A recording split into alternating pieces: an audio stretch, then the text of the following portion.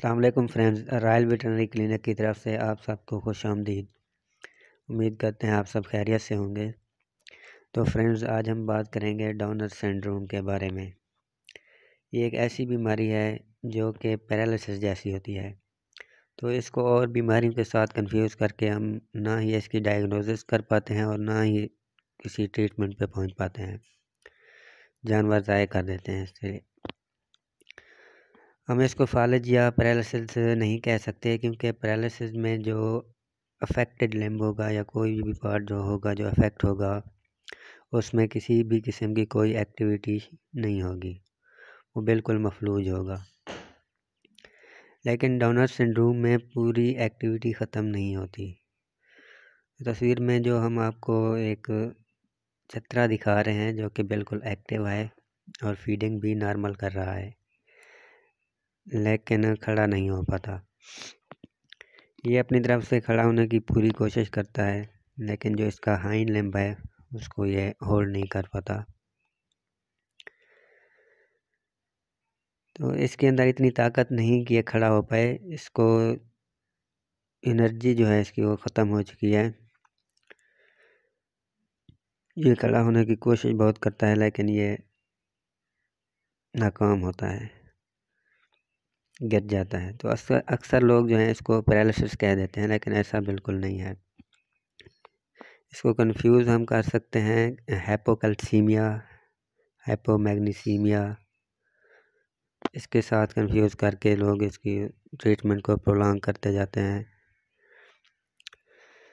तो इसकी जो वजूहात हैं उसमें कुछ इंजरीज़ आ जाती हैं, मस्कुलोस्केलेटल इंजरीज़, जिसमें फ्रैक्चर या कोई भी किस्म की सीवियर इंजरी आती है, फुट रॉट, सेप्सिस। ये बहुत ज़्यादा इन्फेक्शन जैसे टॉक्सीमिया, सेप्टिसीमिया, नमूनिया और पेरिटोनाइटिस, ये जब प्रोलॉन्ग होंगे तब ये जानवर बैठ जाता है।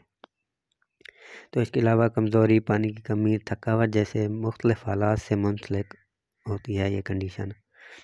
इसमें डायरिया, रुमिनल एसिडोसिस, मेटाबॉलिक मसाइल जैसे हाइपोकैल्सीमिया, जिसको हम मिल्क फीवर, सोतक का बुखार भी कहते हैं, इसके अलावा हाइपोमैग्नीसीमिया या कीटोसिस, मास्टाइटिस और मेट्राइटिस जो है, इसमें भी बाज़ का जानवर जो है वो बैठ जाता है। इसमें अगर जानवर उठ नहीं रहा होता तो इसमें या तो कोई नर्व डैमेज होती है या मसल, जो इसको उठने के काबिल नहीं छोड़ते। तो जिस जानवर में कोई मसल इंजरी होगी या नर्व डैमेज होगा तो वो जानवर ब्राइट होगा, अलर्ट होगा, उसमें प्रोलॉन्ग रिकमेंसी भी हो सकती है।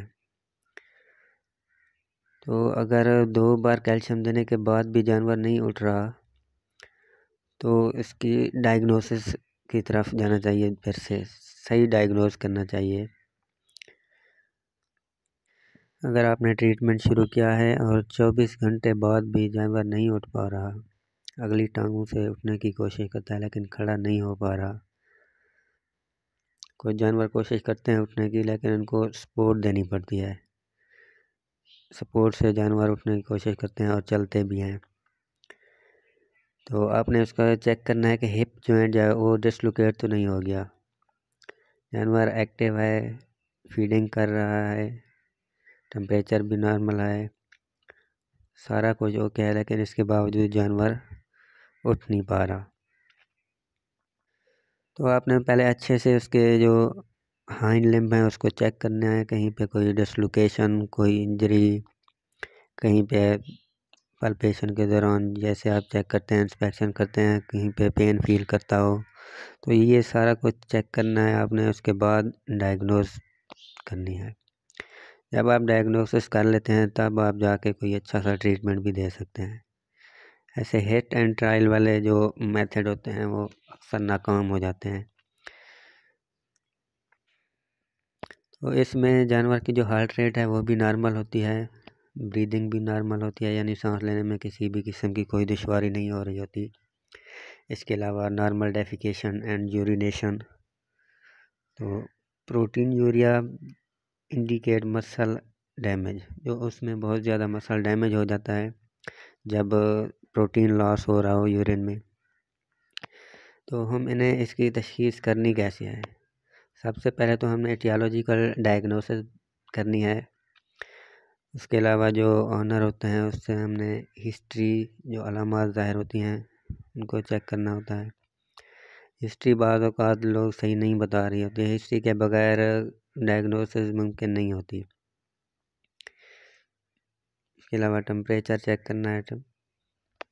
अगर फ़ीमेल है तो क्या उसको देखना है कि बच्चा देने के बाद उसको ये मसला आया है या पार्चुरेशन के करीब है, या फिर मिल्क फीवर का ट्रीटमेंट अगर शुरू किया गया है तो क्या टाइम पे किया गया है या वो भी देर से शुरू किया गया है।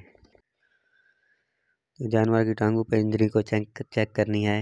ये सब चीज़ें डायग्नोसिस करने के लिए हमने कंसीडर करनी है। इनके बगैर डायग्नोसिस मुमकिन नहीं होती। उसके अलावा हम डिफरेंशियल डायग्नोसिस करेंगे। उसमें osteoarthritis, osteoporosis, peripheral nerve paralysis, इसको भी हम देखेंगे। इसके अलावा metabolic disorders, milk fever, ketosis, hypomagnesaemia, fatty liver, इसके अलावा phosphorus deficiency, vitamin A deficiency, जो न्यूट्रिशनल डेफिशिएंसीज़ हैं इनको हम कंसीडर करेंगे। मिनरल डेफिशिएंसी, टॉक्सिमिक कंडीशन, बाज़ औक़ात टॉक्सिमिक कंडीशन जो होती है वो पाचुरेशन के बाद हो जाती है तो जानवर बैठ जाता है, वो प्रोलॉन्ग रिकम्बेंसी होती है उसमें। तो इन सब चीज़ों को हमने डायग्नोस करके, डिफरेंशियल डायग्नोसिस करके बाद में हमने ट्रीटमेंट पे जाना होता है। मसल इंजरी के साथ साथ बाज़ औक़ात जो लिगामेंट्स होते हैं वो भी रप्चर हो जाते हैं, तब भी जानवर खड़ा नहीं हो पाता।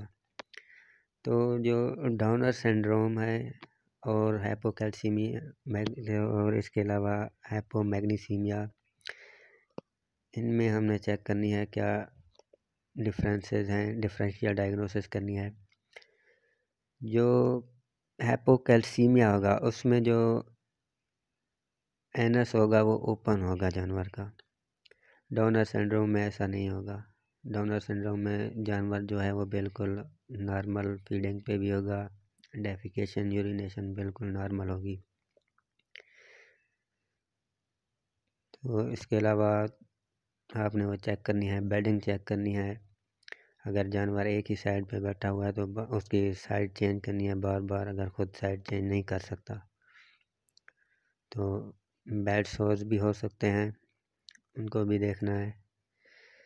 तो ट्रीटमेंट पे जाने से पहले अगर आपने हमारे चैनल को सब्सक्राइब नहीं किया तो आप चैनल को सब्सक्राइब करें ताकि हर आने वाली वीडियो आप तक पहुंच सके। जब आप डायग्नोस कर लेते हैं तब आपने ट्रीटमेंट पे जाना होता है। ट्रीटमेंट में सबसे पहले जो काज है उसको रिमूव करना है।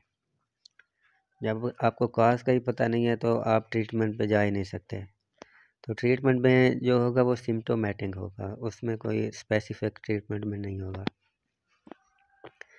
तो जानवर को आरामदेह बेडिंग प्रोवाइड करें। जो रेत है वो सबसे बेटर है। इसके अलावा जो फर्श प्रोवाइड करते हैं वो फिसलन वाला नहीं होना चाहिए। अगर वहाँ पे जानवर उठने की कोशिश भी करता है तो वो नहीं उठ पाता। जानवर की साइड बदलते रहें, अगर वो खुद नहीं बदल रहा तो एक साइड पे उसको ना बैठने दें, बार बार तब्दील करें। जानवर को सपोर्ट देकर खड़ा करें। प्रॉपर फिजियोथेरापी देने से मसल्स में जान आती है। प्रॉपर फिजियोथेरापी इसका मतलब यह है कि मालिश करनी है। तो इसका जो इलाज में हम क्या क्या देंगे वो हम डिस्कस करते हैं। इलाज में हमने कैल्शियम थेरापी करनी है। उसके अलावा विटामिन B1, B6, B12, ख़ास तौर पर जो B12 में मेथिकोबालामीन आता है उसके ज़बरदस्त रिज़ल्ट्स हैं इसको ट्रीट करने में। तो जो मिनरल डेफिशिएंसीज़ हैं उनको ओवरकम करना है। मिनरल मिक्सचर देने हैं। उसके अलावा फीडिंग अच्छी करनी चाहिए, बैलेंस डाइट प्रोवाइड करें।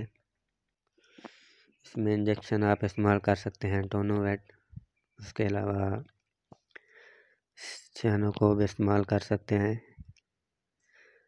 तो स्टिमुलेंट्स आप इस्तेमाल कर सकते हैं, स्टिमुलेंट्स टॉनिक, नर्व टॉनिक, ये आप इस्तेमाल करें, इससे बेहतर रिज़ल्ट मिलते हैं। अगर किसी हाइंड लिम्ब पे सोजिश है तो आप उसमें एनसेड्स भी दे सकते हैं। जितना जल्दी ट्रीटमेंट देंगे इतने ही अच्छे रिज़ल्ट्स आएंगे। अगर ट्रीटमेंट में आप देर करते जाएंगे तो रिकवरी के चांसेस वैसे ही कम होते जाएंगे। ट्रीटमेंट के साथ साथ जानवर की बेडिंग, फीडिंग, इन सब चीज़ों पे तवज्जो देनी चाहिए। तो उम्मीद है आप सबको ये वीडियो पसंद आएगी। तो इस हवाले से अगर आपके किसी किस्म के कोई क्वेश्चन हों तो वो आप कमेंट सेक्शन में पूछ सकते हैं, ज़रूर आपको उनका रिस्पांस दिया जाएगा। इसके अलावा हमारा जो व्हाट्सएप है उसके फेसबुक पेज है, उसका लिंक भी हम दे रहे हैं। बाज़ औक़ात जो दोस्त हैं वो नंबर मांग रहे होते हैं, नंबर फेसबुक से मिल जाएगा। और भी अगर आपका कोई टॉपिक है, कोई मसला है तो आप उस पर बात कर सकते हैं। वीडियो को लाइक कीजिएगा, शेयर कीजिएगा। Thank you so much. अल्लाह हाफ़िज़।